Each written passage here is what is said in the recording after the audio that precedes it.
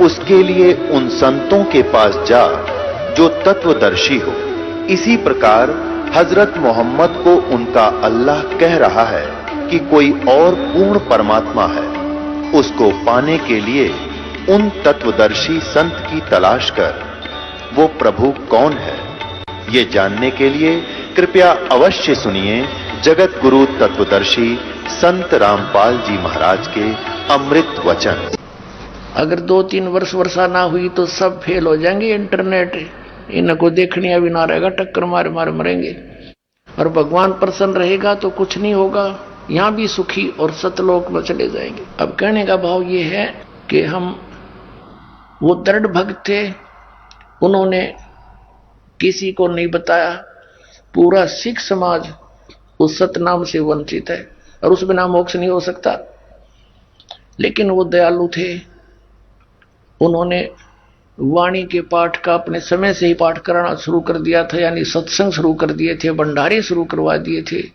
ये ग्लूकोस लगाकर चले गए थे महापुरुष, जैसे गरीबदास साहिब जी की वाणी का पाठ शुरू करवा दिया था, फिर गुरु ग्रंथ साहिब बनवा कर उसका पाठ शुरू करवा दिया था परमात्मा ने प्रेरणा करके। तो ये ग्लूकोस लगाकर चले गए। अब सर्जन भेज दिया दास, सारे मंत्र दूंगा और सारे टैबलेट कंप्लीट कोर्स देकर सबको पार कर दूंगा।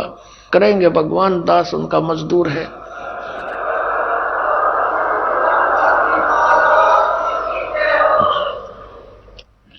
अब वो बिचली पीढ़ी आ गई जिसके लिए सारा खेल इन महापुरुषों ने, भगवान ने मिलकर खेला।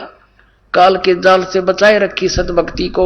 अब आगे देखिएगा, ऋग्वेद मंडल नंबर 9 और सूक्त 82 का मंत्र आपने एक देख लिया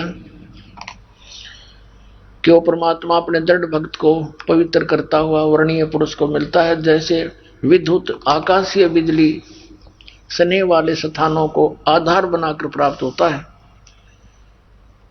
अब नंबर 2 में क्या कहा, किस उद्देश्य से आता है भगवान? पर हे परमात्मा, उपदेश करने की इच्छा से आप, यानी तत्व ज्ञान बताने की इच्छा से आप महापुरुषों को प्राप्त होते हो, अच्छी आत्माओं को मिलते हो, और आप अत्यंत गतिशील पदार्थ के समान यानी तीव्रगामी होकर के हमारे आध्यात्मिक यज्ञ को प्राप्त होते हो हैं। आप कबीर देव हैं, आप कबीर देव हैं। वेद मेरा भेद है, मैं ना वेदन के माही, और जोन वेद से मैं मिलूं, ये वेद जानते नहीं। परमेश्वर परम पूज्य कबीर साहब ने कहा था कि धर्मदास, ये चारों वेद मेरी ही महिमा का गुणगान करते हैं, लेकिन इनमें वर्णित विधि से मेरी प्राप्ति नहीं हो सकती, और जिस विधि से मेरी प्राप्ति हो सकती है वो वेदों में नहीं, क्योंकि वो परमात्मा स्वयं ही आकर बताता है। वो सूक्ष्म वेद है जो दास को उपलब्ध हुआ और दास ने समझा परमेश्वर कबीर जी गुरु जी की कृपा से। और उस सूक्ष्म वेद को कबीर पंथी जो 12 के 12 पंथ वो नहीं समझ सके, और ये सब काल के पंथ थे वह। और ये राधा स्वामी, धन धन सतगुरु, सच्चा सौदा, जय गुरुदेव, जनौद वाला, बिहानी वाला, ये सारे के कुएं के पानी, आगरा वाला, ब्यास वाला, ये राधा स्वामी, इनके पास वो मंत्र नहीं। मंत्र से मोक्ष होगा, इस नाम बिना मोक्ष हो नहीं सकता, और वो इनके पास नहीं। तो ये सारे काल के ही जाल में फंसे हुए थे। अब ये लीला करता है परमात्मा, वो किन किन महापुरुषों को मिले? आदरणीय धर्मदास साहिब जी को मिले। दर जिंदे का रूप शैल वृंदावन की नी, तहां मिले धर्मदास करते हैं बहुत अधीनी। आदरणीय गरीबदास साहिब जी ने कहा, हम सुल्तानी नानक तारे, दादू को उपदेश दिया, जात जुलाहा वेद न पाया, वो काशी माए कबीर हुआ। वो किन किन को मिले परमात्मा? जिंदा महात्मा का रूप बनाकर धर्मदास जी को वृंदावन में मिले। दर्जन दे का रूप शैल वृंदावन की नी, तहां मिले धर्मदास करते हैं बहुत अधीनी। एक जिंदा महात्मा का रूप बना के परमात्मा कबीर जी कहाँ गए? धर्मदास को वृंदावन में मिले, मथुरा में। और धर्मदास जी वहां गए हुए थे तीर्थों पर यात्रा करते हुए, उस वृंदावन के जोड़ में नहान गए थे तीर्थ में। और नहान होकर बाहर बैठे जब परमात्मा ने उनसे प्रश्न किया कि हे महाराज जी, मैं तो जिज्ञासु व्यक्ति हूं, मैं सब संतों के पास जा चुका हूं, मेरी संतुष्टि नहीं हुई, कृपा मुझे कोई ज्ञान सुनाओ भगवान का। जब धर्मदास लगा गीता की महिमा सुनाने, तब परमात्मा ने उनसे प्रश्न उत्तरी की कि मैं एक जिज्ञासु व्यक्ति हूं। स्वयं तो अपने आप को तो दास बताया, और उस धर्मदास जी को उसको महात्मा कहा, हे महात्मा जी, मुझे कुछ ज्ञान सुना दो। तो उनसे काफी प्रश्न उत्तरी हुई। फिर परमात्मा ने कहा कि आप गीता जी को मानते हो? कहा जी। भगवान कौन है? प्रश्न किया परमात्मा ने कि श्री कृष्ण, श्री विष्णु जी, श्री शंकर जी और ब्रह्मा जी, ये सर्वेश्वर महेश्वर, इनकी जन्म मृत्यु नहीं होती। तो परमात्मा ने कहा कि चौथे अध्याय के 5 और 9 श्लोक में, दूसरे अध्याय के 12वें श्लोक में और 10वें अध्याय के दूसरे श्लोक में, धर्मदास जी देखियो, आपका गीता ज्ञानदाता क्या कहता है कि मैं तो जन्म मृत्यु होती है, मैं तो अविनाशी हूं नहीं, नाशवान हूं, तुम इसको अविनाशी बता रहे हो। और 18वें अध्याय के 62वें श्लोक में कहा कि तू सर्वभाव से उस परमेश्वर की शरण में जा, उसकी कृपा से तू परम शांति और सनातन परम धाम को प्राप्त होगा। 15वें अध्याय के 4थे श्लोक में कहा गीता जी में कि जब तत्वदर्शी संत मिल जाए, उसके पश्चात परमेश्वर के उस परम पद की खोज करनी चाहिए, जहां जाने के बाद साधक फिर लौटकर संसार में कभी नहीं आते। अब धर्मदास का तो सिर घूम गया उस पुण्यात्मा का कि मैं क्या सुन रहा हूं। गीता साथ ही खोल के देखा साथ के साथ। अब कहने का भाव ये है, पुण्यात्मा हो, ये इतना रंग चढ़ जाता है। अंत में धर्मदास कहने लगा कि तू मुसलमान है, क्योंकि बाबा जिंदा के रूप में उन्होंने अपना एक वेशभूषा होती है जिंदा महात्माओं की, एक और कोट सा पहनते हैं, घुटनों तो तले तई का काला, ऊपर काला ही टॉप होता है, एक कच्छा पहनते हैं, अंडरवियर काला ही। तो धर्मदास जी ने टोंट कस दिया कि तू मुसलमान जाति का है, इसलिए हमारे देवताओं की तू बेइज्जती करता है, मैं तेरी बात सुनना पसंद नहीं करता। अब यूं कहते ही परमात्मा अंतर ध्यान हो गए और धर्मदास जी की बंदगी सामने से आदमी अंतर ध्यान हो जाए, ना दिखे एकदम, तो आप हार्ट अटैक होना हो गया, उसका हार्ट अटैक हो गया। क्यों था कौन ये भी समझ गया, फिर सोचा कोई सिद्ध पुरुष होगा, फिर शांति से जब सोचा कि ये कुछ भी था, लेकिन ज्ञान इसका 16 अन्य था, सारी साची कह था, और मैंने तो जानबूझकर बकवाद करके और इस अनमोल ज्ञान से मैं वंचित रह गया। बड़ा चिंतित हुआ, सारी रात करवट लेता रहा। अगले दिन फिर उसने सोचा अब क्या की भक्ति करूं। जिसकी भक्ति कर रहा था वो तो नाशवान है, और भी काफी चर्चा हुई थी। तो उसने सुबह तालाब में भी नहीं नहाया, वो स्नान नहीं किया। और पहले दिन जो चर्चा हुई थी उसमें बहुत सी गलत बातें धर्मदास ने बोल दी थी कि हम जीव हिंसा नहीं करते, तुम मुसलमान हो, तुम मांस खाते हो, और तुम हमारे देवताओं के बारे में ऐसा बोलते हो। ऐसी ऐसी बकवाद गढ़ दी थी, बहुत सी बातें बोल दी थी। सुबह उसने धर्मदास जी ने ना स्नान किया उस सरोवर में, मथुरा वाले में, अपनी रोटी बनाई और सोचा खा के चालू करने। अब सुबह उठा, लकड़ी जलाई, चूल्हे में खाना बनाने लगा, सब्जी सुब्जी पकाई। एक मोटी लकड़ी लगा रखी थी, वह बीच में थोची थी। सहयोगी लकड़ी लगा करके उसमें अग्नि लगाकर खाना बना रहा था। खाना बनाते बनाते कुछ सूर्य उदय सा हो गया, रोशनी सी हो गई, साफ दिखाई दे रहा था सब कुछ। रोटी बनाते बनाते लकड़ी जलती जलती बिल्कुल चूल्हे के पास उसका एंड आ गया, अंतिम सिरा आ गया उस लकड़ी का, जो मोटी लकड़ी थी। उसमें क्या देखा कि चींटियां अपने अंडे मुख में लेकर बाहर निकलने की चेष्टा कर रही हैं, लेकिन बाहर के हिस्से पर उस पे तरल पदार्थ उबल रहा था। जैसे गिल्ली लकड़ी हो थोड़ी बहुत, तो पीछे से उसमें तरल पदार्थ एक पानी सा उबल रहा होता है। बाहर निकलने की चेष्टा कर रही हैं तो उस तरल पदार्थ जो उबल रहा था उसके ऊपर गिर गिर के चटक चटक होकर जल रही है। अब धर्मदास एक बार हक्का भक्का रह गया कि आज तो मैंने जुल्म कर दिया, इतनी ढेर सारी चींटियां फूंक डाली इस लकड़ी में, तो बहुत इतनी लंबी थी और जलती जलती आज निकट आ गई है भगवान, आज तो करोड़ों चींटी मर गई। रोए और बड़ा दुखी हो गया। तो उसने उसी से मैं अग्नि बुझा दी, जितनी रोटी बनी थी बन गई। अब उसने सोचा कि इसका प्रायश्चित करूं, आज मैं भूखा रहूंगा और इस भोजन को किसी साधु संत को खिला दूं।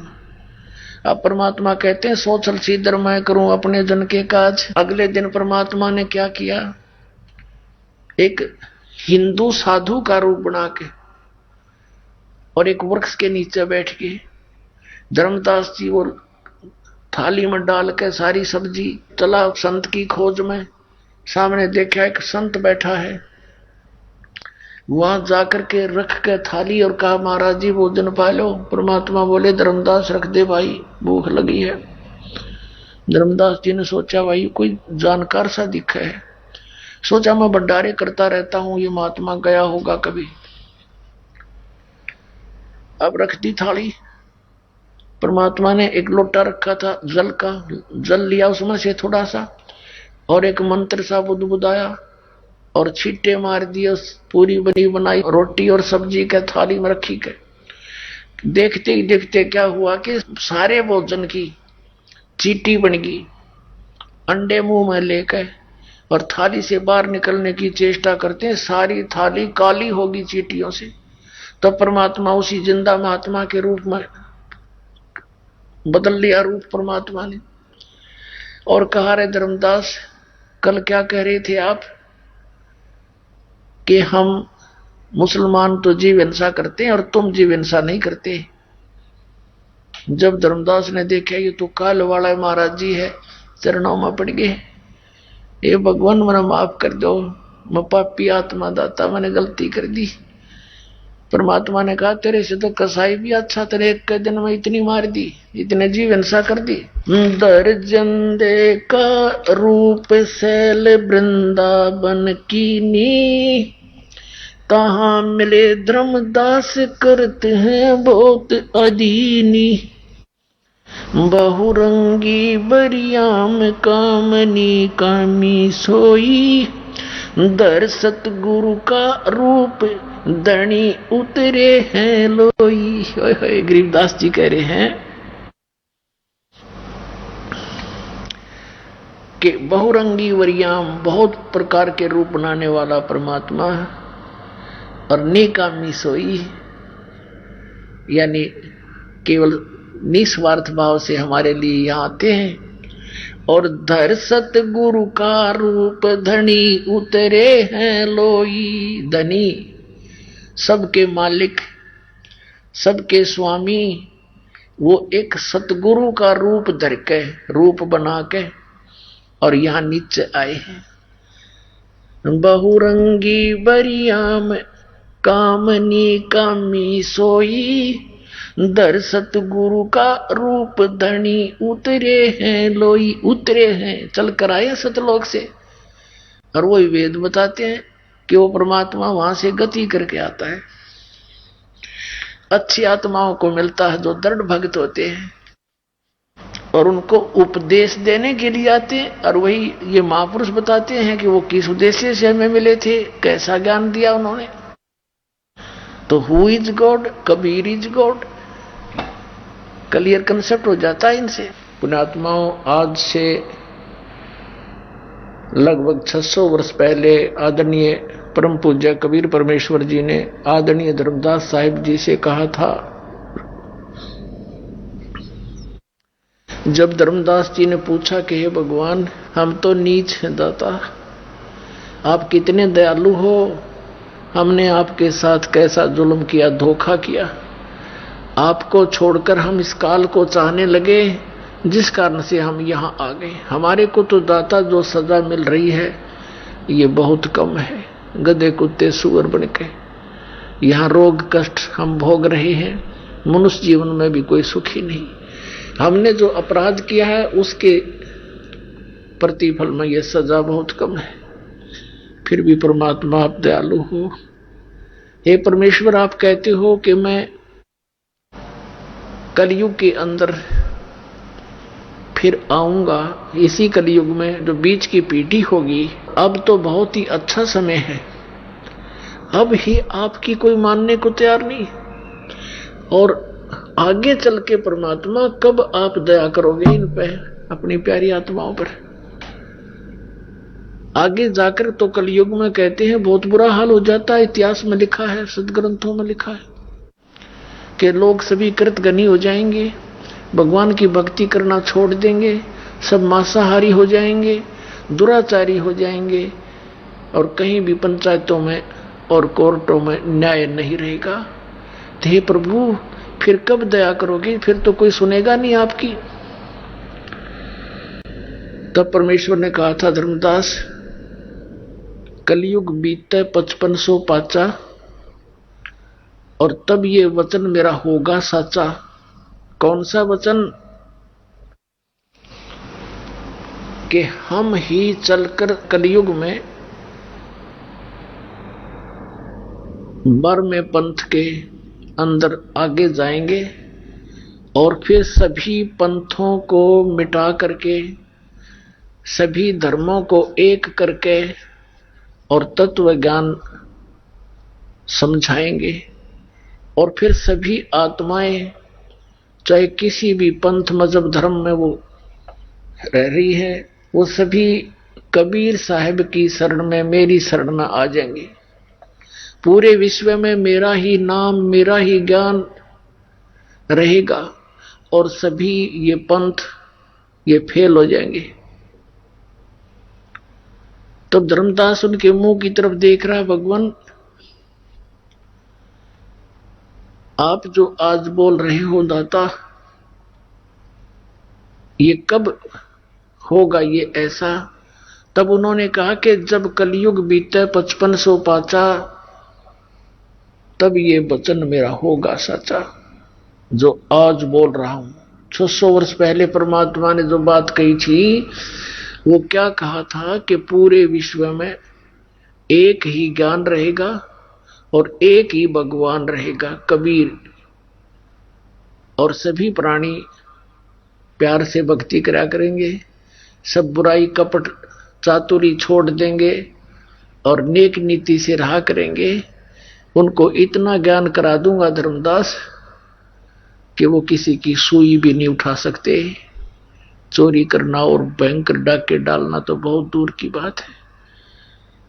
और फिर उनका सबका सुधार करूंगा, सतयुग जैसा माहौल होगा, और फिर कई हजारों वर्षों तक इस कलयुग में सत भक्ति बनी रहेगी। आदरणीय धर्मदास साहिब जी को परम पूज्य कबीर परमेश्वर ने कहा था कि मेरा और काल का, यहाँ के भगवान का एक वायदा हुआ है। इसने कहा था कि सतयुग त्रेता द्वापर में जीव कम ले जाना प्रभु, और जब चौथा युग जब कलयुग आवे, तब तब शरण जीव बहु जावे।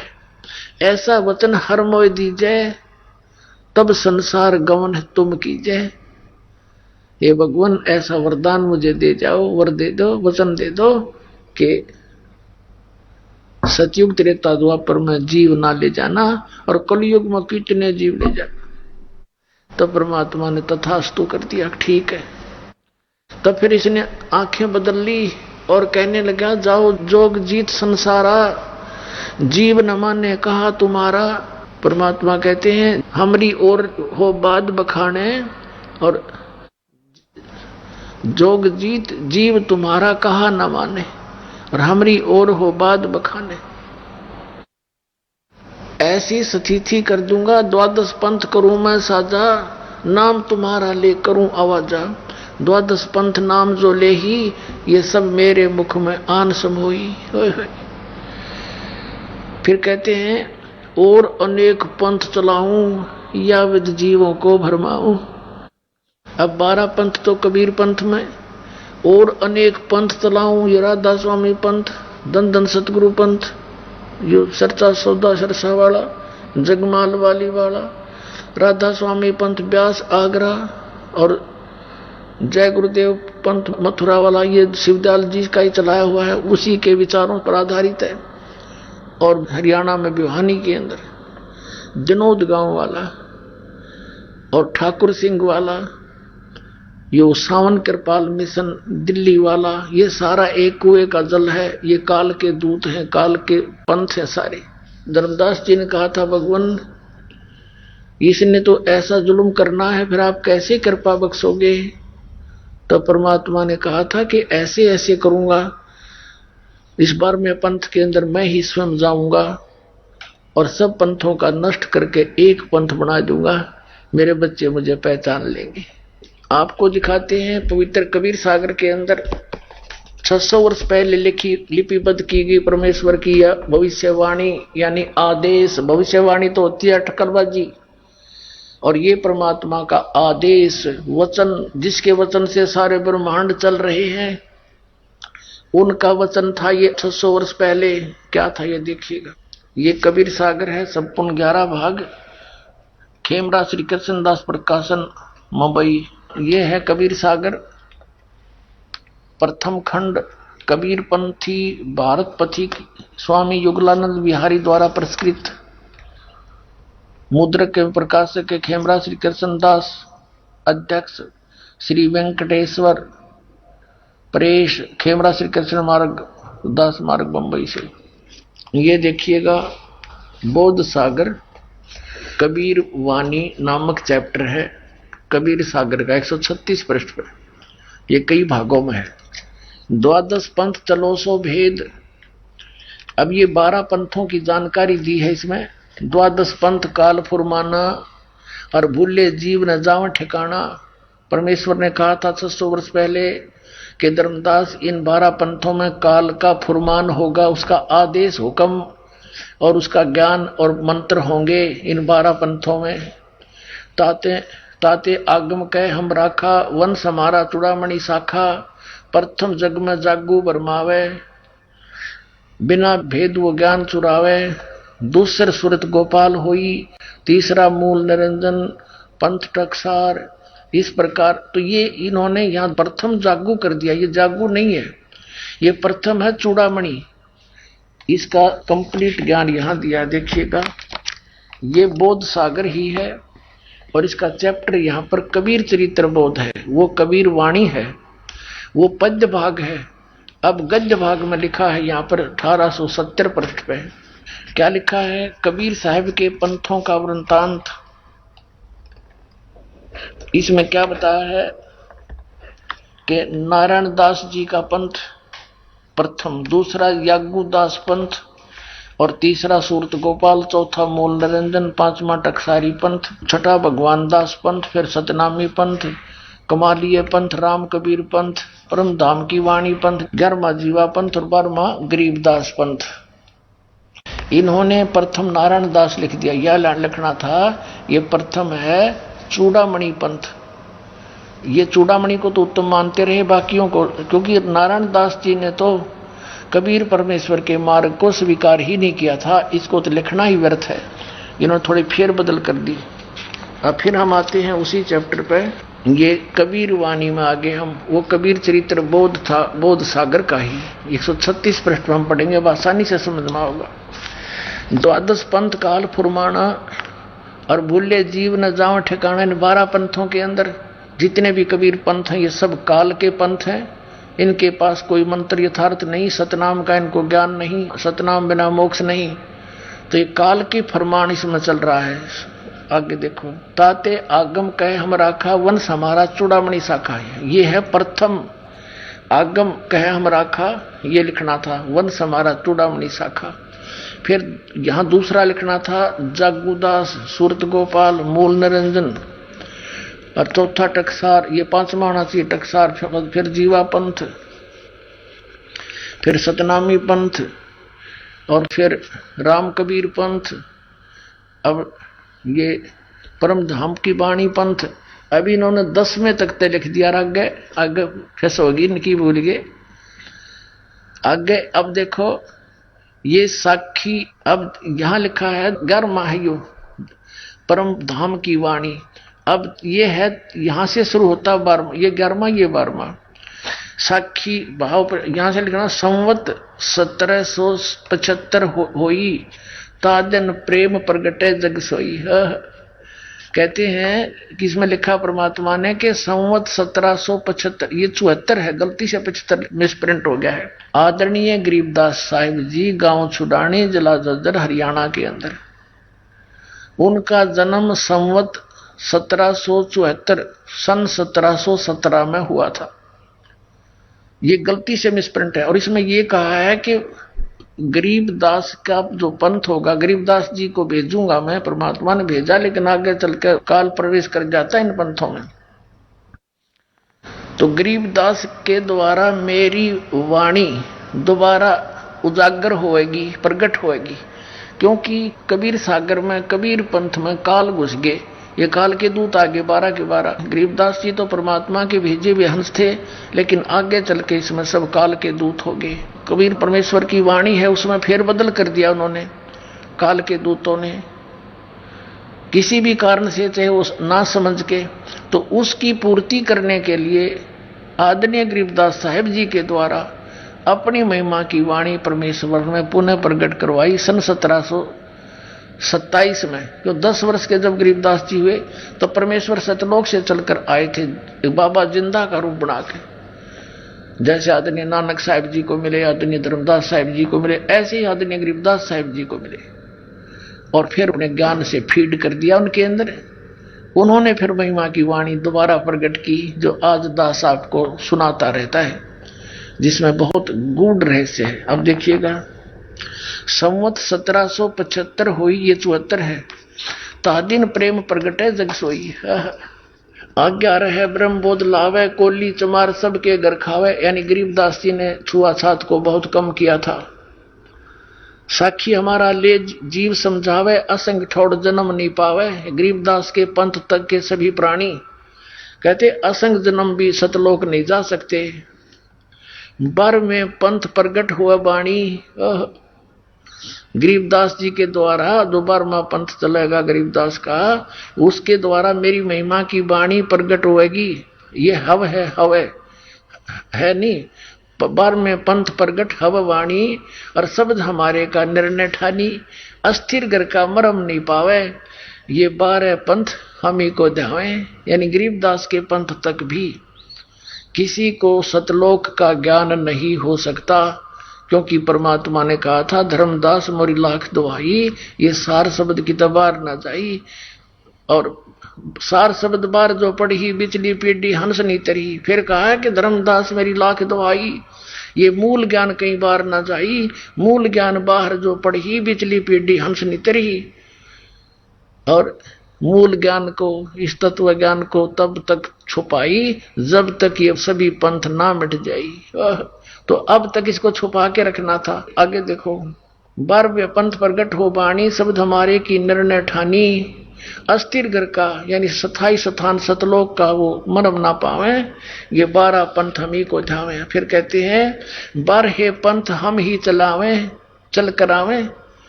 गरीबदास के पंथ में आगे चलकर कहते हम ही चल कर आएंगे, और सब पंथ मिटा एक ही पंथ चलावे। बोलो सतगुरुदेव।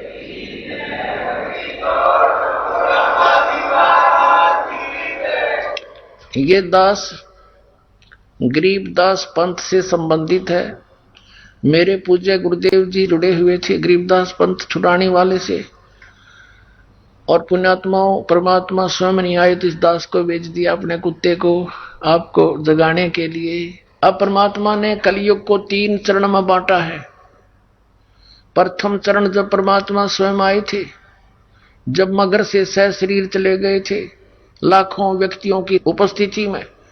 और अब ये बिचली पीढ़ी मध्य का चरण है, द्वितीय चरण बिचली पीढ़ी, और एक अंत। 3 चरणों में बांटा है भगवान ने। तो क्या बताया देखिएगा, बारहे पंथ हम ही चल आवे, सब पंथ मेट एक ही पंथ चलावे, तब लग बोधो को रीच मारा, फिर तुम बोधो राज दरबारा, प्रथम चरण कलयुग निर्याना, तब मगर मांडो मैदान। कि मैं वो प्रथम चरण होगा कलयुग का, जब मगर से मैं सह शरीर जाऊंगा, वहां अखाड़ा मांडूंगा। अब यहां देखो 5550 तब ये शब्द हो गया सच्चा। जब कलयुग 5000 वर्ष 505 बीत जाएगा, तब ये मेरा वचन सच्चा होगा जो आज कह रहा हूं। मैं सब पंथों को मिटाकर एक पंथ मिला दूंगा, बना दूंगा। आगे कहा धर्मदास मोरी लाख दुहाई, ये मूल शब्द बाहर न जाइए, बाहर न जाइए। जिन गलत लिखा है, पवित्र ज्ञान तुम जग में बाखो, मूल ज्ञान तुम गुप्त ही रखो। देखो कितना कहा है, धर्मदास मोरी लाख दुहाई। सभी महापुरुषों को जिनको मिले उनको ये कह दिया था परमात्मा ने कि अभी इस मूल ज्ञान को, ये मूल ज्ञान है, भूल गलत छपा है, तुम मेरी लाख दुहाई, ये मूल ज्ञान की तो बाहर न जाई, किसी को बताइयो मत। अभी ये नीते काल के दूता का हाथ लग गया, मेरे बच्चे मुझे पहचान नहीं सकेंगे, और ऐसे ये काल का दाव लगा रह जाएगा। तो पुण्यात्मा, इसी आधार से आदरणीय नानक साहब जी ने इस सतनाम का और सार नाम का किसी सिख को भेद भी नहीं दिया, उच्चारण करके सुना दिया ताकि आगे प्रमाण रहे कि मैं ये नाम जाप करता था। और वो आगे क्यों नहीं दिया, क्योंकि भगवान ने कसम दिला दी थी महापुरुषों को कि तुम ज्ञान सुनाओ सारा और भगवान की महिमा बना कर रखो। इनको सिद्धियां दे दी थी भगवान ने, इन्होंने बहुत बड़े चमत्कार भी किए कि भगवान की सती थी हमारे हृदय में कायम रही आज तक, ताकि भगवान की चाह हमें बनी रहे। और अब तक ये सब छुपा छुपू कर काल से इस तत्व ज्ञान को लाए महापुरुष। तो पुण्यात्मा इसको संभाल कर रखना, अब कल्याण करवा लो, समय आ गया है। अब क्या बताते हैं, धर्मदास मोरी लाख दुहाई, ये मूल ज्ञान है, गलत से भूल लिखा है, बाहर ना जाई। फिर लिखा है मूल ज्ञान बाहर जो पढ़ी, बिचली पीढ़ी हंस नितरी ही। परमात्मा कहते हैं 33 अरब ज्ञान हम भाखा, मूल ज्ञान गुप्त ही रखा। हमने 33 अरब वाणी बोल दी है, लेकिन ये मूल ज्ञान अभी छुपा के रखा हुआ है। अब खोलने के आदेश हुआ परमात्मा का इस दास को आदेश दिया है सन 1997 में। इस दास के ऊपर मेहर करी परमात्मा ने कि अब तू खोल दे, सारे ठा दे ढूंढा। अब कहा है 33 अरब ज्ञान हम बाखा, ये मूल ज्ञान गोए माने गुप्त ही रखा। मूल ज्ञान तुम तब लग छपाई, जब लग 12 पंथ मिट जाई। अपना आत्मा हो, ये तो परमात्मा ने 600 वर्ष पहले कहा कि 12वें पंथ में हम ही चलकर आएंगे और सब पंथों को मिटा के केवल एक ही पंथ रहेगा, दूसरा। अब देख लेना कुछ दिनों में बुद्धिमान समाज है और भाग्या होगा उन नकलियों के पास से और लेगा उपदेश, अपना कल्याण कराएंगे, मोक्ष हो जाएगा। अब ये तो ज्ञान दिया परमेश्वर ने, अपना विधान बनाकर छोड़ दिया था, लिख दिया था। अब उस परमात्मा के बनाए विधान के ऊपर और भी महापुरुषों ने, जैसे श्री नॉस्ट्रेडमस फ्रांस के एक भविष्य वक्ता ने 450 वर्ष पहले सन 1455 में, लगभग ये भी 600 वर्ष हो गए इसको, उस समय सन 1555 में इसने भविष्यवाणी की थी कि एक हिंदू धर्म में उत्पन्न व्यक्ति उस समय के सभी धार्मिक गुरुओं के अज्ञान की खाल उधेड़ के और एक तत्व ज्ञान प्रचार करके जनता को समझाएगा। सारी जनता उसका आदर करेगी, उसकी शरण में आकर के कल्याण कराएगी। ऐसे ही एक जय गुरुदेव पंथ चल रहा है, जो राधा स्वामी पंथ आगरा से निकला है और उन्होंने वहां जय गुरुदेव पंथ स्थापना कर ली। वैसे तो संत जी कहते हैं, तुलसीदास नाम है उनका, मथुरा वाले जय गुरुदेव वाले पंथ का। वो तो कहते हैं ये पंथ नहीं है, जय गुरुदेव तो भगवान का नाम है, बाकी हुआ बाई तो इनका है, इनका ज्ञान तो अब है नहीं। लेकिन ये तुलसीदास जो जय गुरुदेव पंथ के प्रवर्तक हैं, ये पूर्व जन्म के बहुत पुण्यकर्मी प्राणी हैं, बहुत पुण्यकर्मी प्राणी हैं। लेकिन आगे भक्ति ठीक ना होने से, शास्त्र अनुकूल साधना ना होने से इनकी पूर्व जन्म की कमाई अब बिल्कुल नष्ट हो चुकी है, भक्ति नाश हो चुका है इसका। सन 1971 में 7 सितंबर 1971 में इस तुलसीदास जी ने, जय गुरुदेव पंथ के प्रवर्तक ने, तब एक वाणी बोली थी। एक तो भविष्यवाणी होती है, वो नहीं, इसने वर्तमान की सतवाणी बोली थी कि एक महापुरुष होगा और पूरे विश्व में उसी का शासन होगा, जनता उसका बहुत आदर करेगी। अब मैं पहले आपको इसको पढ़कर सुना दूं, उन्होंने बहुत अच्छी तरह लिखा है। तो उस समय तक तो इसकी दिव्य दृष्टि काम करे थी, और अब इसकी वो कमाई खत्म होगी। भविष्यवाणी करने में भी बैटरी डिस्चार्ज होती है, क्योंकि कमाई नष्ट होती है। किसी को आशीर्वाद दे दिया, उससे भी कमाई नष्ट होती है।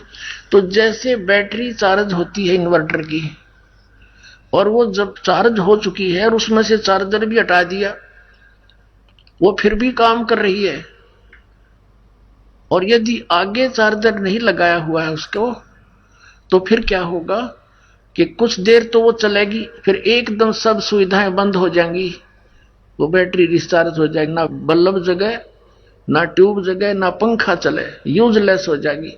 तो यही स्थिति उन महापुरुषों की हो जाती है जो काल के फंस जाते हैं और पूर्व जन्म के पुण्यकर्मी प्राणी होते हैं।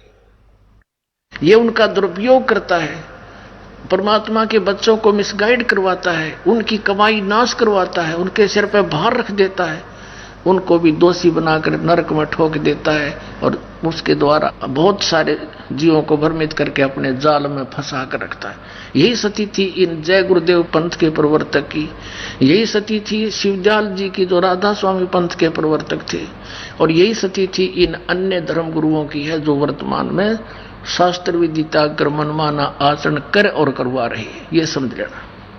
ये देखिएगा जय गुरुदेव की अमरवाणी, एक पुस्तक है जय गुरुदेव की अमरवाणी भाग 2, ये मथुरा में है, ये पंथ इनका, ये है, ये तुलसीदास जी।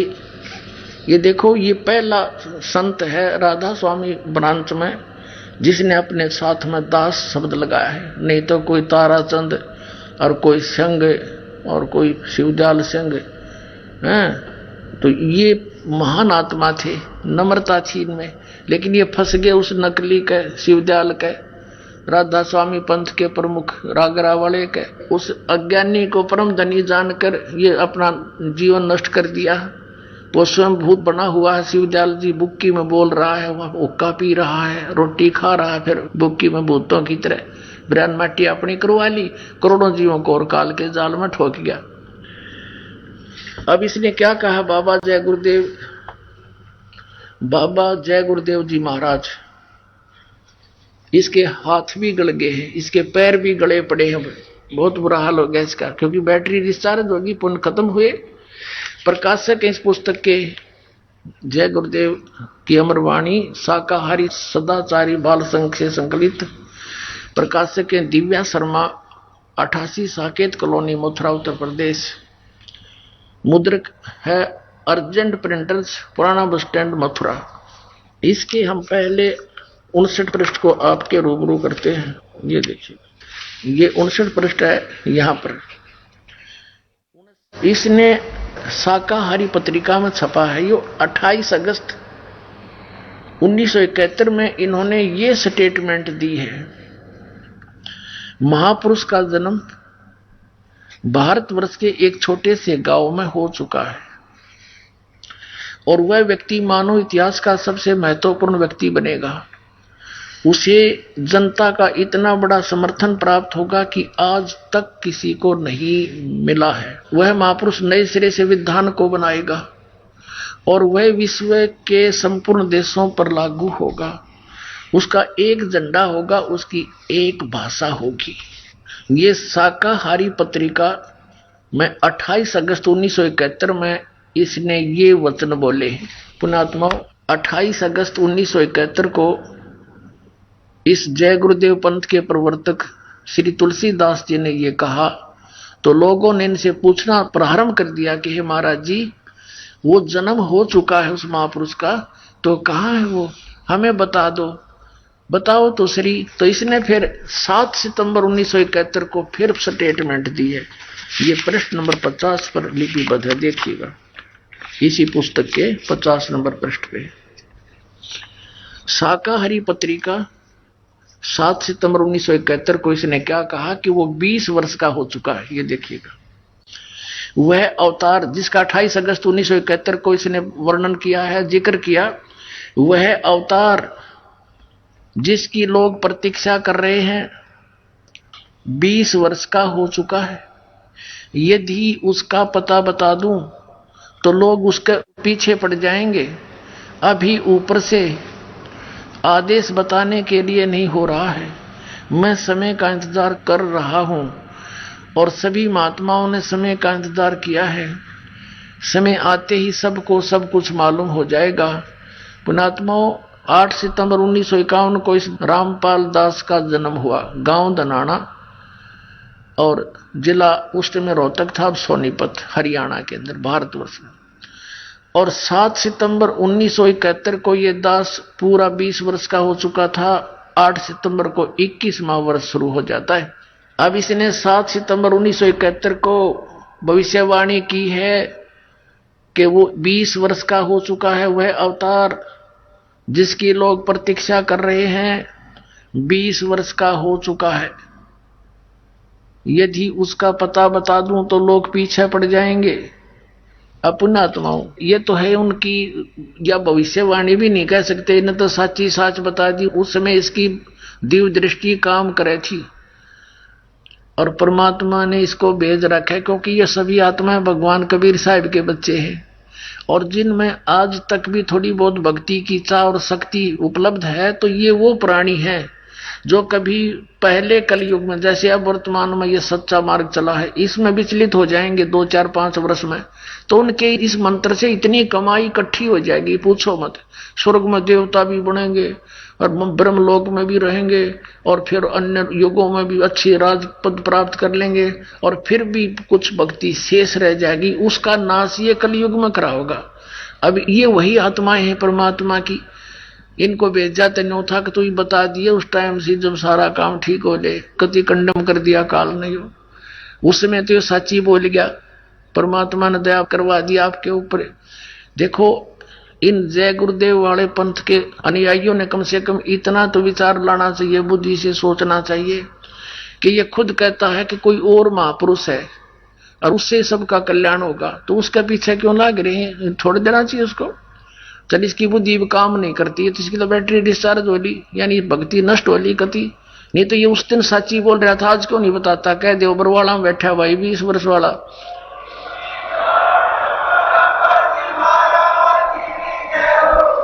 और जाओ लेकर उपदेश कल्याण करा लो, इसका भी बाहर मिटे। सिर पर धर दिया लाखों व्यक्तियों को अपने पीछे ला करके। अपने आत्माओं, ये तो ऐसी बात है, ये ना बताते तो भी ये तो होना ही है। जैसे कोई खगोल भगोल का ज्ञाता और ये बता दे कि परसों सूर्य उदय 6:40 पर होगा, वो ना बताता तो भी उसी से भी होना ही होना था, क्योंकि परमात्मा ने विधान बना रखा है। तो ऐसे ही परमात्मा ने 600 वर्ष पहले कबीर जी ने, पूज्य कबीर परमेश्वर जी ने ये कह दिया था कि जब 5505 वर्ष बीत जाएंगे धर्मदास, तब ये मेरी बात सच्ची होगी जो आज कह रहा हूं, और तब तक तो कोई पढ़ेगा इस मेरी वाणी ने, न सोचेगा ये तो व्यर्थ की बातें हैं। वो कब आओगा वो समय, ये हो ही नहीं सकता। कलयुग तो कति भट्ठा बैठ गया, मानवता का नाश होने लग रहा है। अब परमात्मा क्या नहीं कर सकता? सतगुरु जो चाहे सो कर ही, 14 कोट दूत जम डर ही, रूत भूत जम तरा से मारे और चित्रगुप्त के कागज पाड़े। तो ये काल के कागज पाड़ देगा। अब सबसे पहले ये प्रमाणित करते हैं कि वर्तमान में कलयुग कितना बीत चुका है। एक ये पुस्तक है, ये शंकराचार्यों की लिखी हुई पुस्तक है, ज्योतिर्मय ज्योतिर्मठ इसका नाम है। और ये जगत गुरु शंकराचार्य स्वरूपानंद सरस्वती जी महाराज हैं, ये इसके संरक्षक हैं। ये ज्योतिष पीठ, द्वारका शारदा पीठ आदि दो मठों के ये प्रबंधक हैं, मठाधीश हैं। संपादक लेखक एवं संकलन करता है विष्णुदत्त शर्मा। अध्यक्ष आध्यात्मिक उत्थान मंडली दिल्ली। प्रेरणा स्रोत ये सारे हैं। मुद्रक है फाइन प्रिंट एंड पैक्स, ये अच्छे सारे। प्रकाशक है अखिल भारतीय आध्यात्मिक उत्थान मंडल, 1/3234 गली नंबर 2, रामनगर तिवारी, मंडोली रोड, सादरा दिल्ली। ये सारा कुछ इनका लिखा हुआ है। इसके 11 पृष्ठ आपको दिखाते हैं। 11 पृष्ठ पे आदि शंकराचार्य का संक्षिप्त जीवन परिचय। इसमें क्या लिखा है कि लगभग 2500 वर्ष पूर्व शंकराचार्य का जन्म चरमराती अवस्था के युग में केरल प्रांत में पूर्णा नदी के तट पर कालाड़ी ग्राम में धर्मनिष्ठ नमुद्री शैव ब्राह्मण श्री शिव गुरु व धर्मपरायण सुभद्रा के घर हुआ। अब यहां लिखा है गुरु परंपरागत मठों के अनुसार उनका आविर्भाव काल शंकराचार्य का जन्म समय ईसा पूर्व 508 वर्ष माना जाता है। ये या जो लिखा है ना 476, ये इन्होंने गलत लिखा है, क्योंकि 32 वर्ष की आयु में शंकराचार्य जी की मृत्यु होगी थी। ये या नहीं लिखना था यहाँ पर। तो यहाँ ये 508 या 476, इसमें 32 कम कर दो। तो इस प्रकार ईसा से 508 वर्ष पहले इनका जन्म हुआ। अब इधर से देखेंगे, आज 2012 है तो शंकराचार्य का जन्म 2520 वर्ष आज से पहले हो चुका था। 2520 वर्ष। और अब हम देखेंगे कि उस समय कलयुग कितना बीत चुका था जब इनका जन्म हुआ, यानी 2520 वर्ष पहले कलयुग कितना बीत चुका था जब इनका जन्म हुआ। इसमें देखिए हिमालय तीर्थ नामक एक पुस्तक है, और ये कहां से छपी है? हिमालय तीर्थ, जेपी नंबूरी, उप मुख्य कार्यधिकारी श्री बद्रीनाथ केदारनाथ मंदिर समिति। और ये इनका सारा डिटेल दे रखा है। हिमालय तीर्थ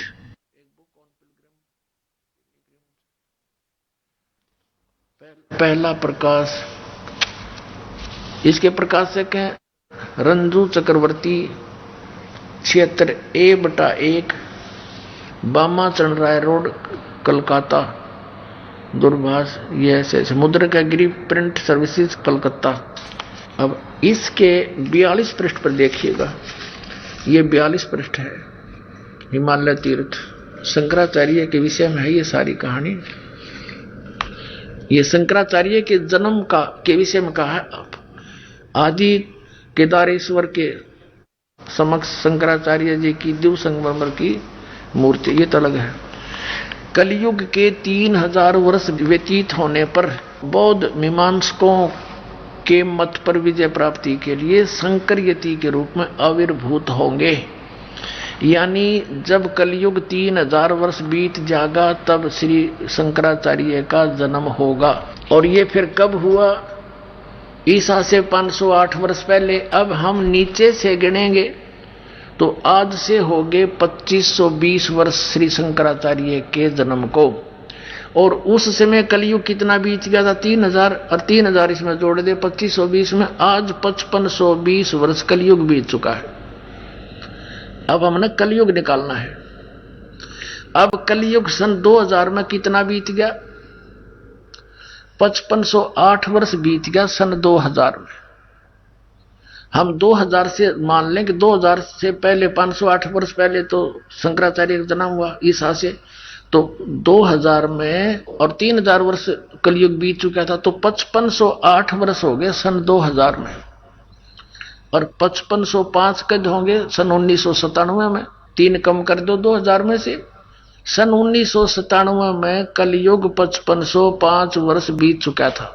मार्च 1997 में फाल्गुन की सुदी यानी चांदनी एकम के दिन के 10 बजे वो परमेश्वर इस दास को कुछ क्षणों के लिए मिले थे और ये आदेश दे गए थे, अब ठा दे ढूंढाई। अब आपको दिखाते हैं।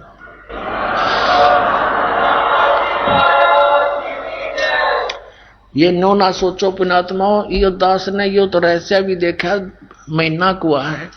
और ये पुस्तक एक पहले दास ने लिखी है, आध्यात्मिक ज्ञान गंगा। इसको 2008 या 9 में लिखी थी हमने, ये 2009 में।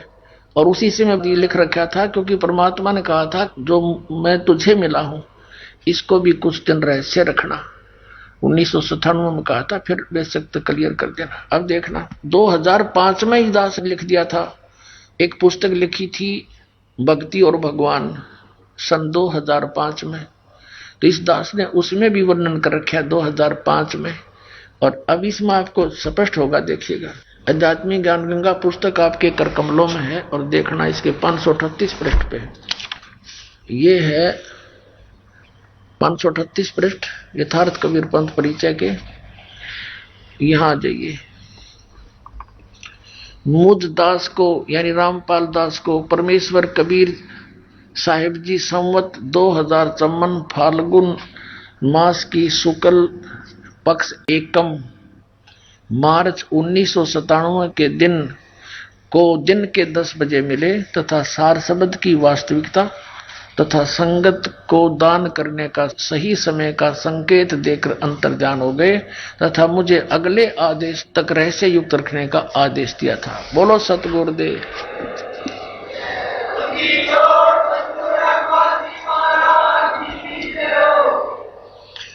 अपने आत्मा भाग्य परमात्मा ने एक अमरवाणी और खजाना हमें दिया है।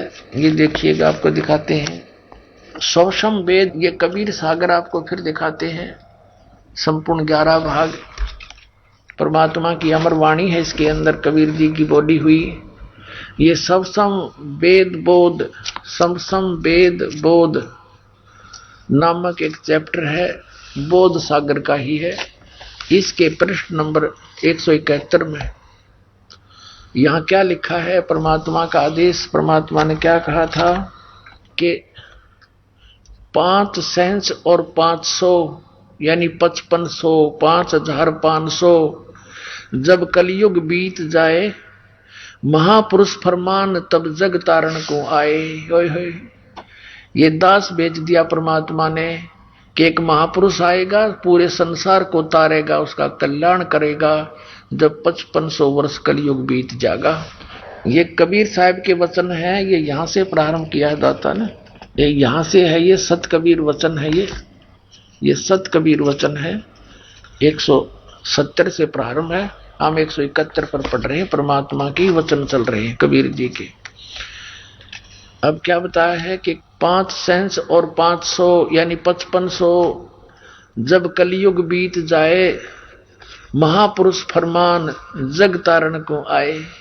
आइए अब हम उन श्रद्धालुओं के अनुभव जानते हैं जो जगत गुरु तत्वदर्शी संत रामपाल जी महाराज जी से दीक्षा प्राप्त कर चुके हैं तथा उनके द्वारा बताए गए भक्ति मार्ग पर चल रहे हैं। नमस्कार जी। नमस्कार जी। क्या नाम है माता जी आपका? महेंद्री है जी। माता जी आप कहाँ से हैं? मैं मेरठ जिला ग्राम दांतल कंकरखेड़े के पास से। माता जी संत रामपाल जी महाराज से नाम दीक्षा आपने कब ली? सन 2014 में। संत रामपाल जी महाराज से नाम दीक्षा लेने से पहले क्या आप भक्ति साधना भी करती थी? हाँ जी, 35 साल राधा स्वामी में रह ली और राधा स्वामी में 35 साल रहते मेरे इतना शरीर में कष्ट हो गया कि पैरों में दुख हो गया, दर्द हो गया, चला नहीं गया और चलते चलते सांस भी फूलने लग गया। ऐसा वो नौबत आ गई थी कि खाट पर पड़ने की और शायद मरने की नौबत आ ली थी। तो फिर आप संत रामपाल जी महाराज की शरण में कैसे आई? मैं कंकरखेड़े गई जी, एक भगत था प्रतीक नाम का, उसके पास गई, कुछ काम गई थी। उसने ये बोला, वहाँ गुरु जी का फोटो लगा हुआ था संत रामपाल जी का। मैंने कही कि तुमने पद्मा किसी का नाम ले रखा? उनको हाँ जी नाम ले रखा। मैं किसका? हरियाणा वाले का। और उनको तुमने बुआ जी किसी का ले रखा? मैं मैंने ले रखा राधा स्वामी का। उन्होंने मेरे हाथ में एक पुस्तक दे दी, ज्ञान गंगा दे दी। उसने कहा कि ले बुआ जी इस बुक को पढ़ लियो। जो पढ़ोगी? मैं कहाँ पढ़ लूँगी।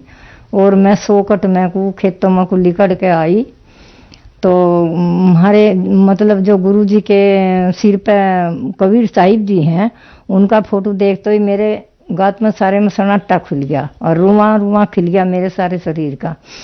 और वे सन 1994 में कबीर साहिब, मैं गांव से कंकर खेड़े की तरफ को घेर में आ रही थी। सुबह सुबह 4 बजे पूर्णमासी का दिन था, चांदनी चटक रही थी और वे कंकर खेड़े की तरफ से आके आ रहे थे जैसे, तो मैं वहीं खड़ी होगी।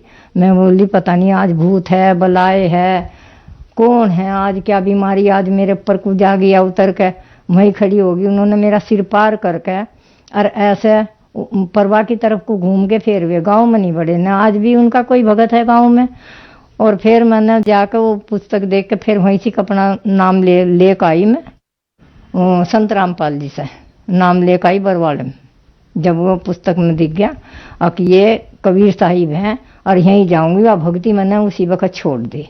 छोड़ कर मैंने उसकी संत रामपाल जी की भक्ति करी तो मुझे सभी दुख दूर हो गए।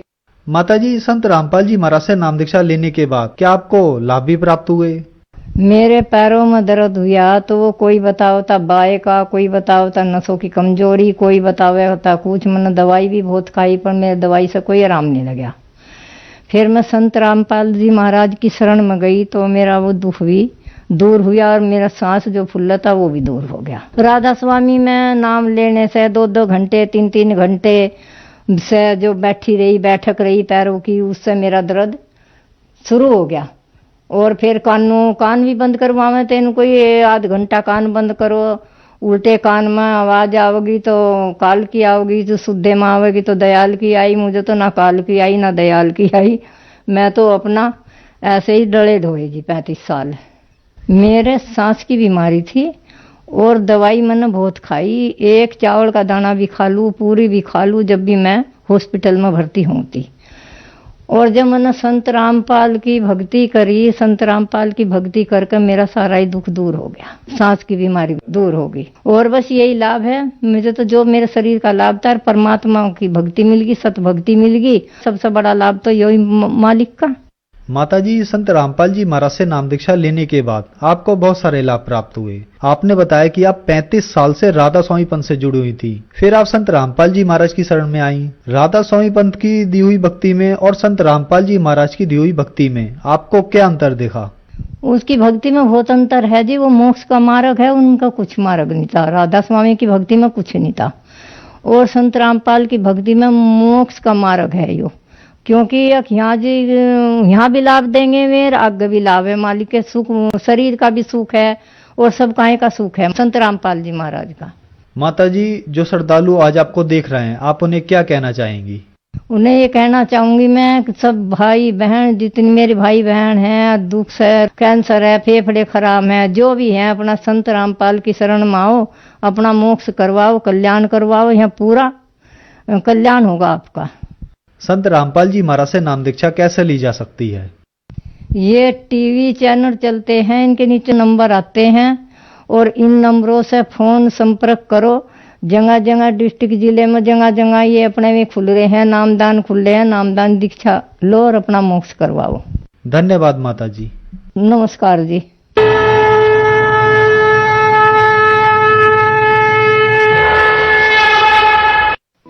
आप सुन रहे थे जगत गुरु तत्वदर्शी संत रामपाल जी महाराज के मंगल प्रवचन। अधिक जानकारी के